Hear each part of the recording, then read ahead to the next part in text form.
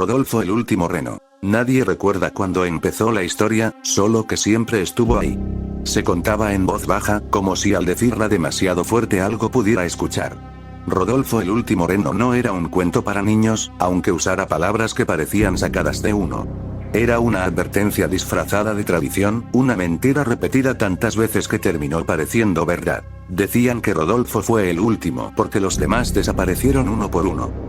No murieron, no se fueron, simplemente dejaron de existir.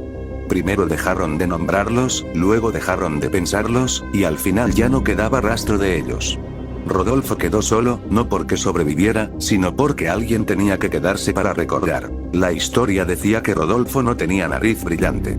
Eso fue un añadido posterior, una versión cómoda para que la gente pudiera dormir tranquila. En la versión antigua, Rodolfo tenía algo peor. Algo que no iluminaba el camino, sino que lo borraba. Donde Rodolfo pasaba, las cosas se volvían imprecisas, como si la realidad se cansara de sostenerse. Cada año, cuando se acercaba la fecha que nadie quería nombrar, Rodolfo volvía a caminar. No se le veía llegar.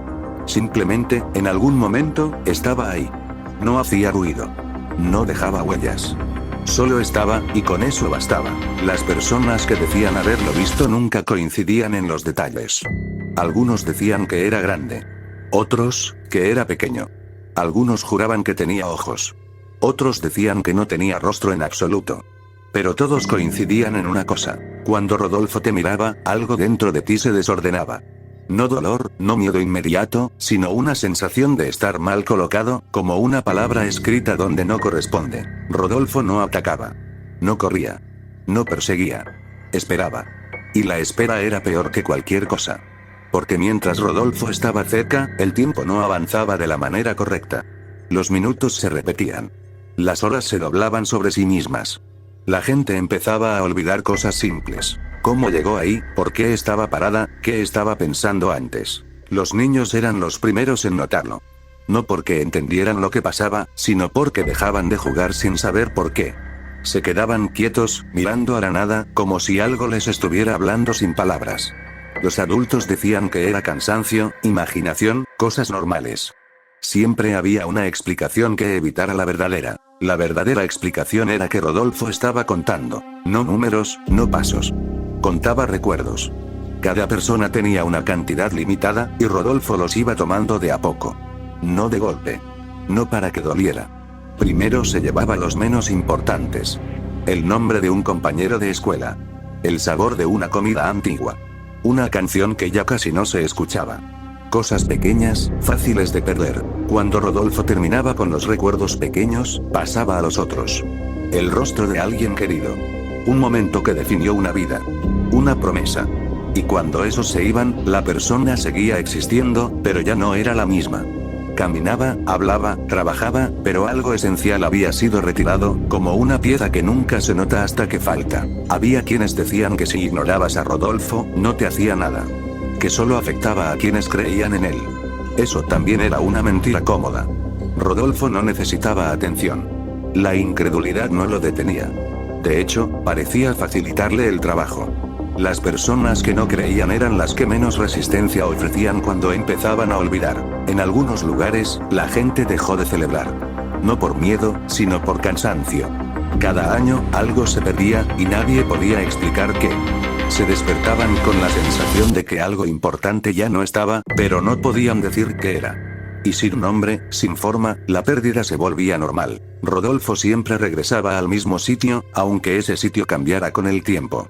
No importaban los edificios ni las calles. Importaba lo que había debajo. Una especie de vacío antiguo, un punto donde las cosas tendían a desaparecer. Rodolfo pertenecía a ese lugar, o quizás era ese lugar. Algunos intentaron atraparlo. Otros, destruirlo. No funcionó. Rodolfo no podía ser contenido porque no estaba completamente ahí. Era más una consecuencia que una criatura. Como una sombra que aparece cuando algo bloquea la luz, Rodolfo aparecía cuando la memoria colectiva se debilitaba lo suficiente. La historia decía que, al final, Rodolfo también desaparecería. No porque alguien lo venciera, sino porque ya no habría nada más que tomar. Cuando el último recuerdo se fuera, Rodolfo dejaría de tener propósito. Sería verdaderamente el último. Pero había un problema con esa idea. Para que Rodolfo desapareciera, alguien tendría que recordar que alguna vez existió. Y cada vez que alguien se acercaba demasiado a esa verdad, Rodolfo estaba ahí. No amenazante. No violento. Simplemente presente.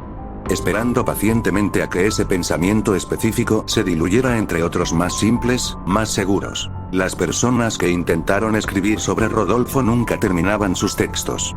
O los textos cambiaban solos con el tiempo. Frases que antes estaban claras se volvían vagas. Palabras importantes desaparecían. Al final, solo quedaban referencias indirectas, como esta historia, incompleta a propósito, incapaz de decirlo todo. Porque decirlo todo sería recordarlo por completo. Y Rodolfo no permite eso. Así que la historia se cuenta a medias. Se suaviza. Se disfraza. Se convierte en algo familiar, algo casi tierno. Un reno. Un nombre conocido. Algo que no debería dar miedo. Pero si alguna vez, en un momento quieto, sientes que olvidaste algo importante y no sabes qué es, no intentes forzarlo. No busques. No preguntes. Solo sigue adelante. Porque Rodolfo el último reno sigue contando. Y mientras lo haga, es mejor no saber cuántos quedan.